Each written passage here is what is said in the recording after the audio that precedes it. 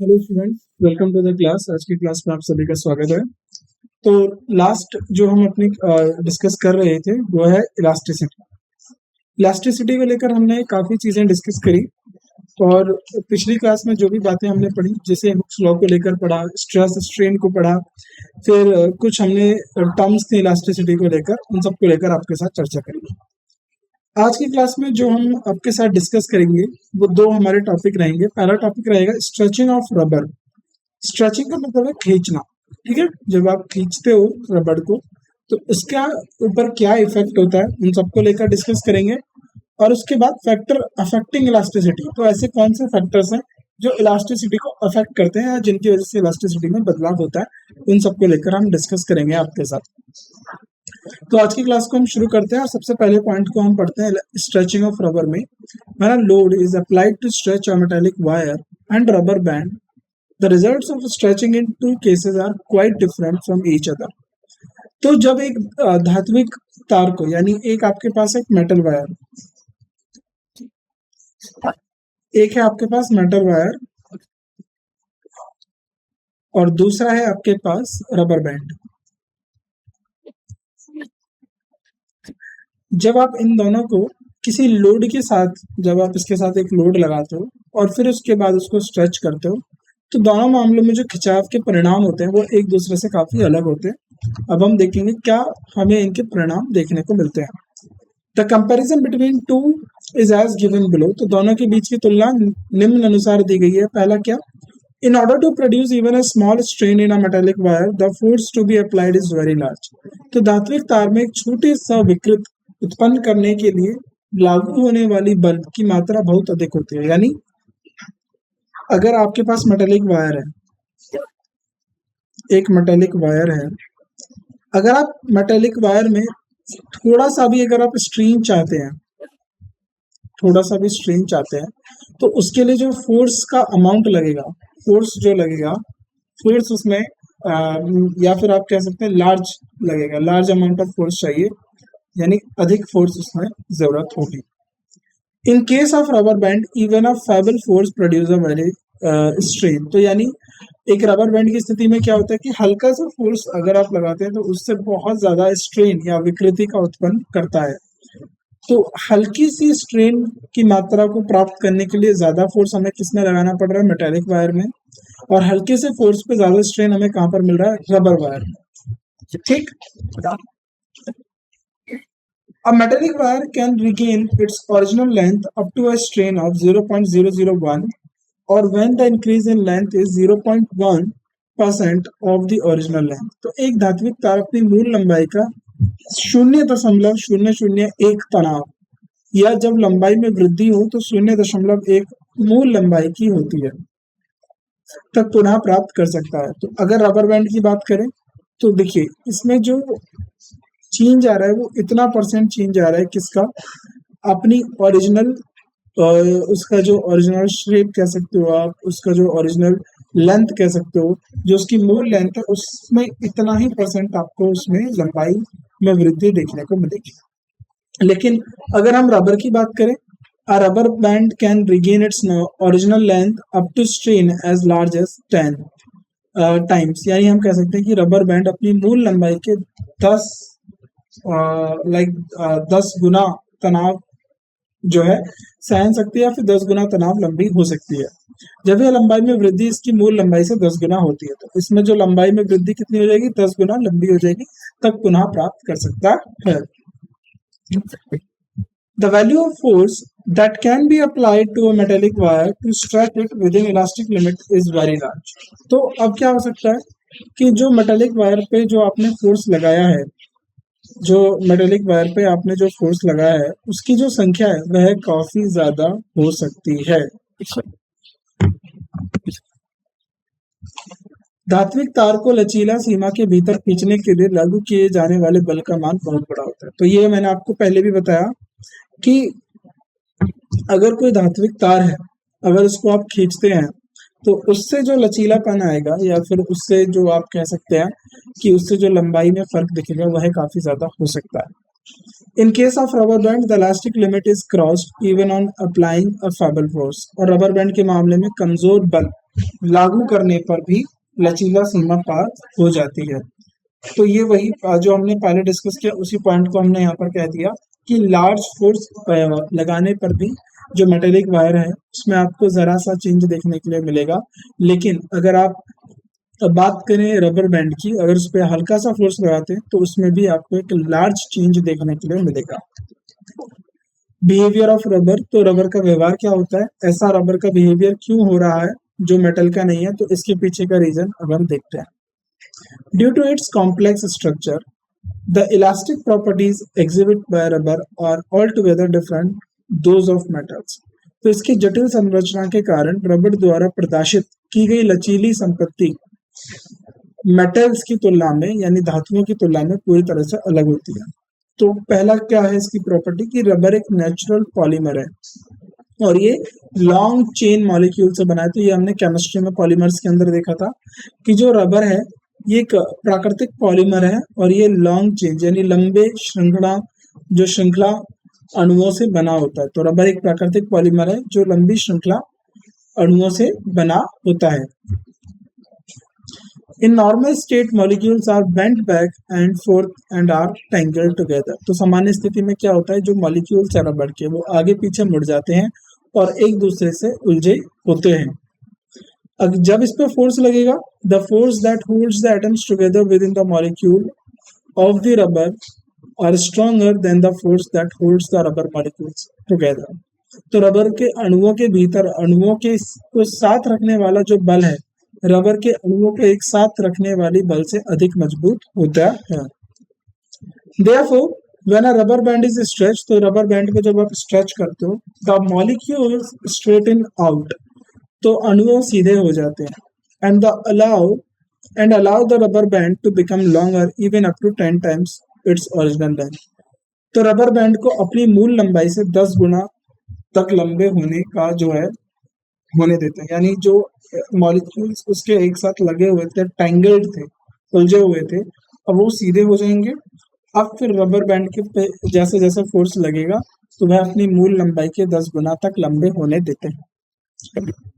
The limit is reached when the molecules are fully stretched and become almost parallel to each other. तो सीमा तब पूरी होती है जब अणु पूरी तरह से खींचे जाते हैं और एक दूसरे के प्रति लगभग समानांतर हो जाते हैं। तो लिमिट कब तक जाएगी, जब तक ये एक दूसरे के प्रति समानांतर नहीं होंगे तब तक ये खींचते रहेंगे, और जब ये एक दूसरे के प्रति समानांतर हो जाएंगे तब यहाँ पर जो है खिंचाव पूरा हो जाएगा। When the stretching force is removed, तो जब इसके ऊपर स्ट्रेचिंग फोर्स जो इनको खींचने का जो बल है अगर उसको हम हटा देते हैं, the molecules of the rubber tend to curl back again because of the attraction and cross links between the neighboring molecules. तो जब इनके बीच में जब स्ट्रेचिंग बल को हटाया जाता है तो रबर के अणुओं की प्रवृत्ति होती है कि वह फिर से मुड़ जाएं, क्योंकि आस पड़ोस के अणुओं के बीच आकर्षण या क्रॉस लिंक्स होते हैं।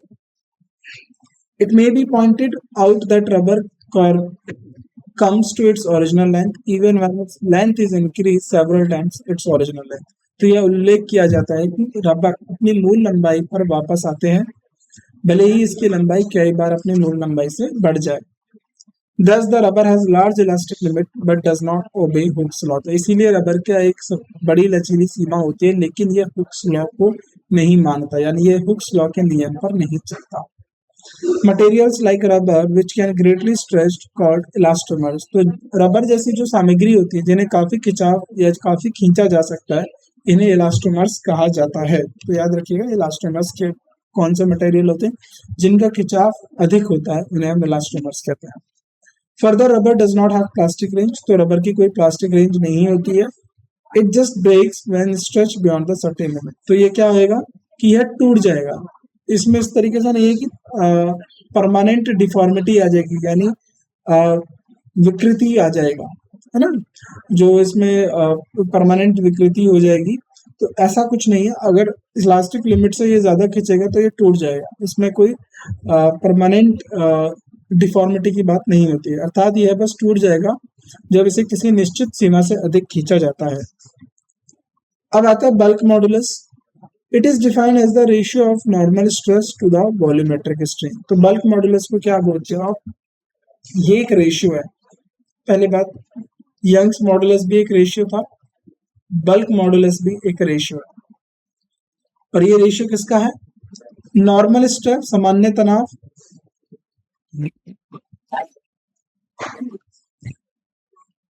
किसके?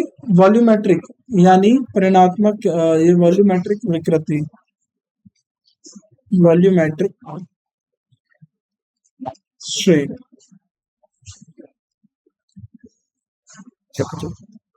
वॉल्यूमेट्रिक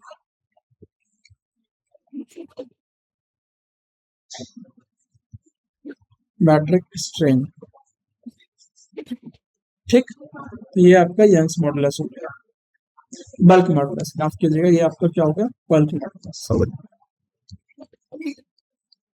चलिए, तो इसको किससे डिनोट किया जाता है? इसको के से डिनोट किया जाता है, इसको के से डिनोट किया जाता है। चलो, इसको किससे डिनोट किया जाएगा? के से। तो नॉर्मल स्ट्रेन और वॉल्यूमेट्रिक स्ट्रेन, ठीक है, तो इसको के से डिनोट करा जाएगा, याद रखना। इसकी भी कोई ऐसा यूनिट नहीं होती है। Consider a sphere of volume V and surface area A। तो मान लीजिए कोई स्फीयर है,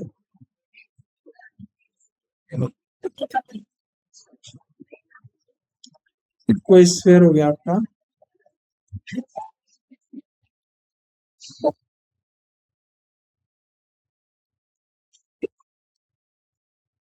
इसको ठीक से बनाते हैं। ये स्फीयर हो गया, ठीक है।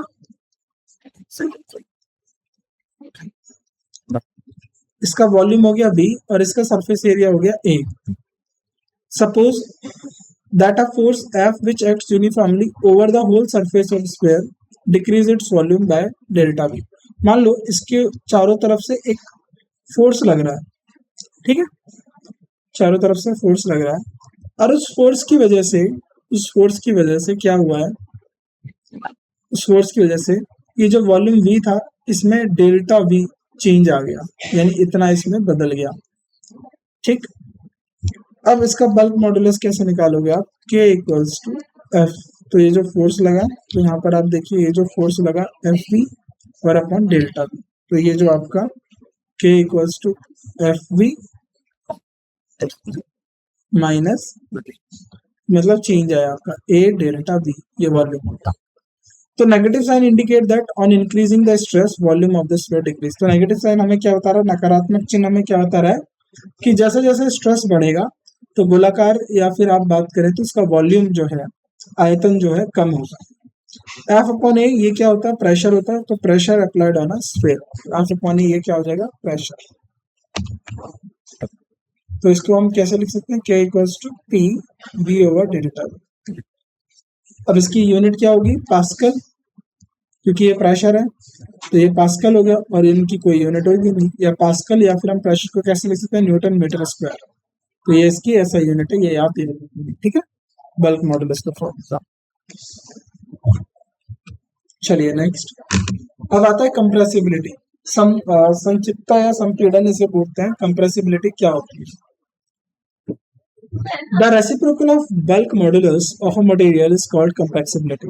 तो यानी अगर आप इसको फिजिक्स के टर्म्स में लिखें तो कंप्रेसिबिलिटी क्या होता है? बल्क मॉडुलस का रेसिप्रोकल, यानी किसी सामग्री के बल्क मॉडुलस की विपरीत संक्षिप्तता कहलाता है।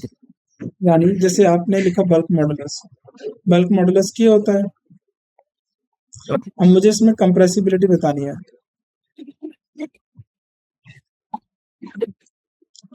कंप्रेसिबिलिटी बतानी है तो मैं क्या करूंगा? इसका रेसिप्रोकल यानी 1/k, यानी 1/ बल्क मॉडुलस लिख दूंगा। ये क्या हो जाएगा? आपका कंप्रेसिबिलिटी बताएगा। चलिए, तक अब इसका ऐसा यूनिट आप आराम से निकालेंगे। तो ये क्या था? 1/ न्यूटन पर मीटर स्क्वायर। तो ये हो जाएगा न्यूटन पर न्यूटन मीटर स्क्वायर हो जाएगा, या फिर पर पास्कल हो जाएगा। ठीक है, चलिए, The unit of compressibility are reciprocal to those of the bulk modulus। तो जो संपीड़न की इकाइयां जो बल्क मॉडुलस के इकाई के विपरीत होती है, यानी संपीड़न की इकाई क्या हो जाएगी? पर पास्कल या पर न्यूटन मीटर स्क्वायर के, और ये इसकी क्या है? ऐसा यूनिट है, राइट। चलिए, मॉडुलस ऑफ रिजिडिटी। तो मॉडुलस ऑफ रिजिडिटी क्या होता है? स्थिरता का modulus. It is defined as the ratio of tangential stress to shear strain. तो ये रेशियो है अगेन, और इसको हमने किससे? ईटा से रिप्रेजेंट करा था। क्या है ये इसका रेशियो? टेंजेंशियल स्ट्रेस, चुनावी तनाव, और shear strain.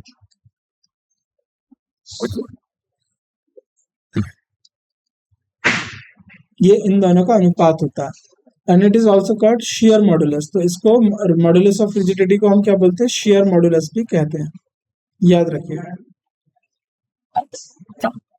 It is denoted by Greek letter eta. तो इसको ईटा से डिनोट किया जाता है। Eta is a Greek letter. Thus tangential stress, shear strain. तो स्पर्शीय तनाव और कटी विकृति, ये जो होती है हमारी, क्या होता है? बल मॉडुलस। अब किस तरीके से निकालेंगे देख लेते हैं। Consider a rectangular block whose lower faces ABCD and fixed upper faces FGH। तो एक रेक्टेंगुलर ब्लॉक ले लीजिए, यानी इस तरीके से।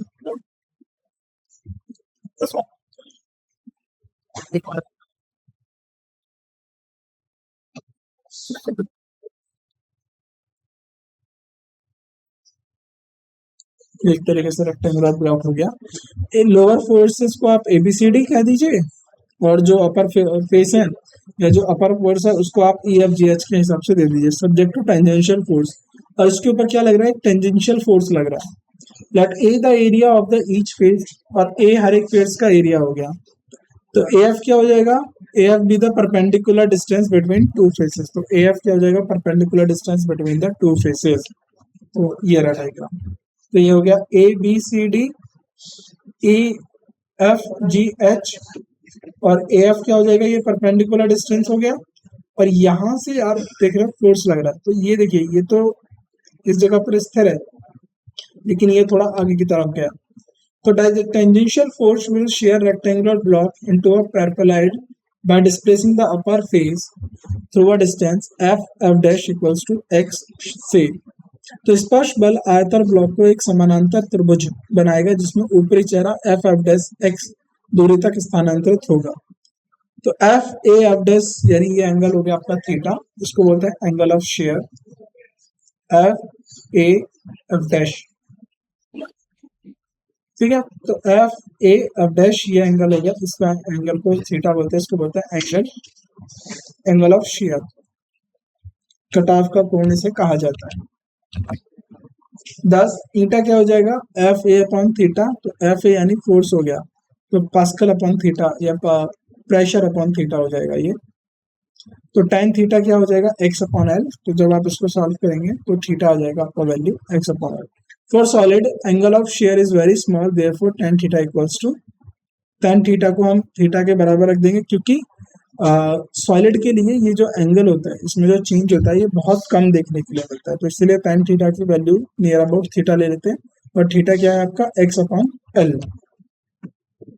The distance x through which upper face has been displaced called lateral displacement। तो x दूरी को हम क्या बोलते हैं? x वो दूरी होती है को जिसमें ऊपरी चेहरे को स्थानांतरित किया गया है, और उसे प्रवाश्विक स्थानांतरण कहा जाता है।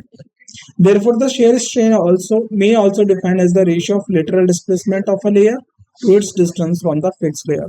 तो जो फिक्स्ड लेयर है नीचे वाली, और ये जो lateral displacement हुआ है, इन दोनों के रेशियो को भी हम क्या लिख सकते हैं? शेयर स्ट्रेन बता सकते हैं। तो एक शीर्ष विकृति को भी परत के प्राथमिक स्थानांतरण के अनुपात के रूप में परिभाषित किया जा सकता है, जो निश्चित परत और उसकी दूरी है। The unit of modulus rigidity are also pascal and newton per metre square in SI। तो मॉडुलस ऑफ रिजिडिटी की इकाइयां क्या होगी? पास्कल हो गया, और न्यूटन पर मीटर होती है। A solid develops restoring force when it is deforming in size or shape, whereas in fluid the restoring force is set up only when its volume is changed। तो एक ठोस वस्तु तब बहाली बल विकसित करती है जब इसका आकार या आकृति में विकृति होती है, जबकि द्रव में बहाली बल केवल स्थापित होता है जब इसका कोई आयतन बदलता है। ठीक। That is why a solid exhibits all three types of elasticity and fluids possess only volumetric elasticity. तो इसलिए ठोस सभी तीन प्रकार के प्रत्यास्थता को प्रदर्शन करता है और द्रव्यमान केवल आयतन प्रत्यास्थता को धारण करते हैं. Delaying in regaining the original state by a body after the removal of the deforming force is called elastic and effect. तो विकृति बल को हटाने के बाद शरीर द्वारा मूल स्थिति को पुनः प्राप्त करने के लिए देरी को इलास्टिक आफ्टर इफेक्ट कहा जाता है. इन गैल्वेनोमीटर्स, तो जो गैल्वेनोमीटर्स होते हैं जो करंट को मापते हैं, and electrometers the suspension made from quartz, तो उनके अंदर जो सस्पेंशन होता है उसको क्वार्ट्स का बनाया जाता है. And phosphor bronze are used to elastic after effect of negligible in wires and these materials. तो गैल्वेनोमीटर और इलेक्ट्रोमीटर्स जो करंट को नापते हैं में क्वार्ट्स और फॉस्फर ब्रॉन्ज से बने सस्पेंशन का उपयोग इन सामग्री के तारों को लचीला प्रतिक्रिया प्रभाव नगण्य होने का कारण किया जाता है, यानी मामूली नेग्लिजिबल कर देगा. The elastic fatigue is defined as the loss in strength of a material caused due to repeated alternating strain to which material is subjected. तो लचीला थकावट को एक सामग्री की शक्ति में होने वाले क्षति के रूप में भी परिभाषित किया जाता है जो कि सामग्री को बराबर बदलती हुई तनाव का कारण होती है. अब ये काफी इम्पोर्टेंट जो है पॉइंट है पॉइजन रेशियो. तो ये एग्जाम में काफी बार पूछा भी गया है कि पॉइजन रेशियो क्या होता है. What is Poisson ratio? Poisson ratio को आप बोलेंगे lateral strain upon longitudinal strain. तो पार्श्व विकृति और अनुदैर्ध्य विकृति का जो है ये अनुपात होता है. If the length increase then radius of the wire decrease. तो इसका मतलब है कि यदि लंबाई बढ़ती है तो तार की त्रिज्या घटता है. पॉइजन रेशियो इज यूनिटलेस, तो इसकी कोई यूनिट नहीं होती है और इसकी कोई डायमेंशन नहीं होती, ये भी डायमेंशनल लेस होता है. क्यों? क्योंकि ये रेशियो जो है किसके बारे में बता रहा है? ये रेशियो स्ट्रेन के अनुपात के बारे में बता रहा है. तो इसमें ऊपर भी यानी डिनोमिनेटर और न्यूमरेटर में दोनों में स्ट्रेन है, तो इसलिए इसमें कोई भी डायमेंशन या फिर किसी भी प्रकार की यूनिट नहीं होती. Now, the theoretical value of Poisson ratio for all substance lies between -1 and +0.5. तो जो प्रवासों का अनुपात का सैद्धांतिक मान सभी पदार्थों के लिए -1 है ना, और 0.51 के बीच होते हैं. लेकिन प्रवासों का अनुपात का व्यवहारिक मान यानी प्रैक्टिकल वैल्यू कितना होता है? 0 और 0.5 के बीच में होता है. तो यानी 0.5 के बीच में होता है. तो प्रैक्टिकल वैल्यू पॉइजन रेशियो की किसके बीच में लाई करेगी? 0 और 0.5 के बीच में लाई करेगी. Following factors are found to be the elasticity of materials. तो फैक्टर अफेक्टिंग इलास्टिसिटी यानी ऐसे कौन से कारक हैं जिनसे लचीलेपन या इलास्टिसिटी पर फर्क पड़ता है? निम्नलिखित कारकों का प्रभाव पदार्थ की प्रत्यास्थता पर पाया गया है. पहला क्या होता है? Effect of hammering and rolling. Hammering and rolling result in decrease in plasticity of a material due to break up crystal grains into smaller units and hence elasticity of the material increases. तो हथौड़े और rolling का प्रभाव. हथौड़े और rolling के परिणाम स्वरूप पदार्थ की प्लास्टिसिटी में कमी होती है क्योंकि क्रिस्टल अनाज छोटे इकाइयों में टूट जाते हैं और इससे पदार्थ की प्रतिशतता बढ़ जाती है, यानी इसकी इलास्टिसिटी बढ़ जाएगी लेकिन प्लास्टिसिटी कम हो जाएगी. Effect of annealing. तो एनेलिंग का प्रभाव क्या होता है? Annealing result increase in the plasticity of the material due to formation of large crystals, hence elasticity of the material decrease. तो कहने का मतलब ये है अगर प्लास्टिसिटी बढ़ती है, प्लास्टिसिटी बढ़ेगी, इसके परिणाम स्वरूप इलास्टिसिटी कम होगी. इलास्टिसिटी कम होगी. अगर प्लास्टिसिटी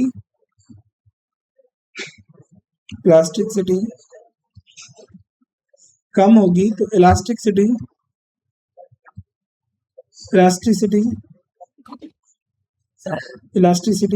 बढ़ेगी. ठीक.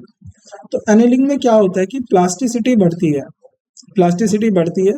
क्यों? क्योंकि इसमें लार्ज क्रिस्टल्स बनते हैं, बड़े क्रिस्टल गेन होंगे बनेंगे और इलास्टिसिटी जो मटेरियल की कम होगी। तो एनीलिंग परिणाम स्वरूप सामग्री की प्लास्टिसिटी में वृद्धि होती है क्योंकि बड़े क्रिस्टल का निर्माण होता है, इसीलिए सामग्री का लचीलापन कम हो जाता है।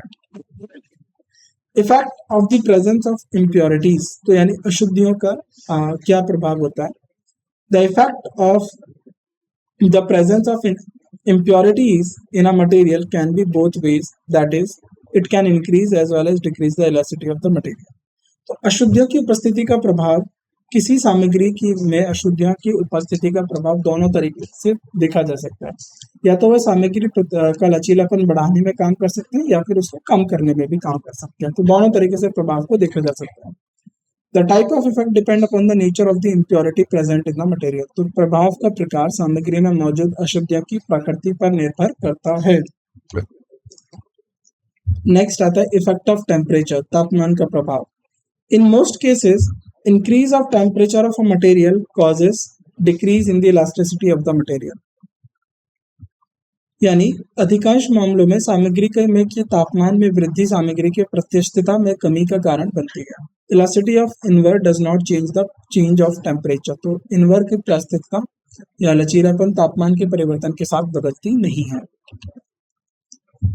Modulus of elasticity has the same unit and dimensional formula as that of stress और प्रेशर। तो ये पॉइंट याद रखेंगे कि जो प्रतिशतता का मापदंड तनाव या दबाव के समान इकाइयां और आयामी सूत्र रखता है। The material is more elastic if its value of modulus of elasticity is large। तो सामग्री अधिक लचीली होती है यदि इसका प्रतिशतता या फिर लचीला का मापदंड महत्वपूर्ण हो या बड़ा हो। Young's modulus of elasticity and modulus of rigidity exist only for solids, as liquids and gases cannot be defined along one dimension only and also cannot undergo shear strain। तो यंग का जो प्रत्यास्थित मापदंड और कठोरता का मापदंड केवल ठोसों के लिए मौजूद होता है, क्योंकि तरल और गैसों में केवल एक आयन में विकृति नहीं हो सकती और ना ही वह काटने में विकृति का अनुभव कर सकते। तो यंग मॉडुलस और मॉडुलस ऑफ रिजिडिटी किसी में होता है, सिर्फ सॉलिड्स में आपको देखने के लिए मिलेगा। However, the bulk modulus of elasticity भी exist for all the states of matter, wise, solid, liquid, gas। तो हालांकि जो बल्क का प्रत्याशित मापदंड होता है वह तीनों अवस्थाओं के लिए मौजूद है मैटर की, ठोस, तरल और गैस। Solids are more elastic and gases are least elastic. तो जो ठोस होते हैं वो ज्यादा प्रतिशत होता है और गैस सबसे कम प्रतिशत होती है। It is because for the given stress applied the gases are more compressible than that of solid। तो इसलिए क्योंकि जितना ज्यादा तनाव देंगे तो गैस क्या होंगे, ठोसों की तुलना में ज्यादा संपीड़नशील होती हैं। There are two moduli of elasticity of gases। तो elasticity of gases के दो मॉड्यूले होते हैं, कौन से? आइसोथर्म इलास्टिसिटी, आइसो मतलब थर्मल यानी कांस्टेंट टेम्परेचर पे जब इलास्टिसिटी दिया जाता है, और adiabatic elasticity. It is found that at a given pressure of air, the value of isotherm elasticity, जो ये आपका isotherm elasticity है, equals to pressure and adiabatic elasticity equals to Vp, where तो यह पाया गया है कि वायु दबाव P पर आइसोथर्म इलास्टिसिटी वायु दबाव P और एडियाबैटिक Vp का मान होता है। तो इनका जो रेशियो होगा ये आप याद रखें, यानी E not greater than EI, EA इसमें हो सकता है आपका EA is greater than EI, right.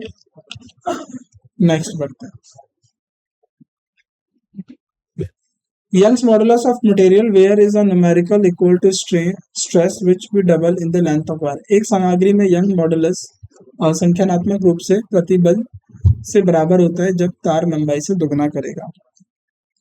ठीक है। इलास्टोमर्स अभी हमने बताया था, those materials for stress and strain variation is not straight line with elastic limit. ये वो सामग्री है जिनके लिए प्रतिबल और विकृति का परिवर्तन लचीला सीमा के भीतर सीधी रेखा नहीं होता। These material do not obey Hooke's law over the most of the regions। तो ये सामग्री अधिकांश क्षेत्रों में हुक्स के नियमों का पालन नहीं करते। Such material have no plastic range। और ऐसे मटेरियल्स की, ऐसे सामग्रियों की कोई प्लास्टिक सीमा नहीं होती। The breaking point lies just close to the elastic limit. तो इनके जो ब्रेकिंग पॉइंट है, तोड़ने का बिंदु है, लचीला सीमा के ठीक करीब होता है। तो और ज्यादा आप इनको खींच देंगे तो ये टूट जाएंगे, लेकिन ये प्लास्टिक नहीं होंगे, इनमें परमानेंट डिफॉर्मिटी नहीं आएगी। एग्जाम्पल क्या हो सकते हैं? रबर हो सकता है, elastic tissue of aorta, aorta का इलास्टिसिटी हो सकता है। The large vessel carrying blood from heart से, जो लार्ज वेसल है वो कहाँ से कैरी कर सकता है? लचीला उत्तक हृदय के रक्त को ले जाने वाली बड़ी नली आदि। अब आते हैं आपके ductile material. Those material which show large plastic range beyond plastic limit. वे सामग्री जो प्रतिशत सीमा पर बड़े प्लास्टिक श्रेणी दिखाते हैं। For such materials, the breaking point is widely separated from point of elastic limit. तो ऐसी सामग्रियों के लिए टूटने वाले बिंदु प्रतिशत सीमा के बिंदु से व्यापक रूप से अलग होते हैं। Such materials can be used making springs and sheets. तो ऐसे मटेरियलों को स्प्रिंग्स और शीट बनाने के लिए इस्तेमाल किया जाता है, जैसे कॉपर, सिल्वर, आयरन। तो उदाहरण क्या हो गए? Copper, silver, iron. अगला ब्रिटाइल मटेरियल क्या होता है? These are those materials which show very small plastic range beyond elastic limit. तो ये वो सामग्री है जो प्रतिशत सीमा के परे बहुत छोटी प्लास्टिक श्रेणी दिख सकती है। Such materials breaking point lies close to elastic limit. तो इनके ब्रेकिंग पॉइंट किसके पास होते हैं? प्लास्टिक लिमिट के पास होते हैं। अगर इसको थोड़ा सा और ज्यादा फोर्स लगाएंगे तो ये टूट जाएंगे। Such materials can not be use making springs and sheets. तो ऐसे मटेरियल्स को स्प्रिंग और शीट्स बनाने के लिए उपयोग में नहीं लिया जाता। उदाहरण के तौर पे कास्ट आयरन हो गया, ग्लास हो गया। तो यहाँ पर ये हमारा जो चैप्टर इलास्टिसिटी खत्म होता है। तो जो भी इसमें मेन पॉइंट्स थे उनको आपको याद रखना है अपनी एग्जाम पॉइंट ऑफ व्यू से। बाकी की जो बातें होंगी नेक्स्ट क्लास में आपके साथ डिस्कस करेंगे। तो जो भी आपको चीजें बताई गई उनको आप समझिए और उनको अच्छे से याद रखिए। तो आप सभी का शुक्रिया आज की क्लास में उपस्थित होने के लिए। आपसे मुलाकात होती है अगली क्लास में किसी एक नए चैप्टर के साथ। धन्यवाद आप सभी का। Thank you so much.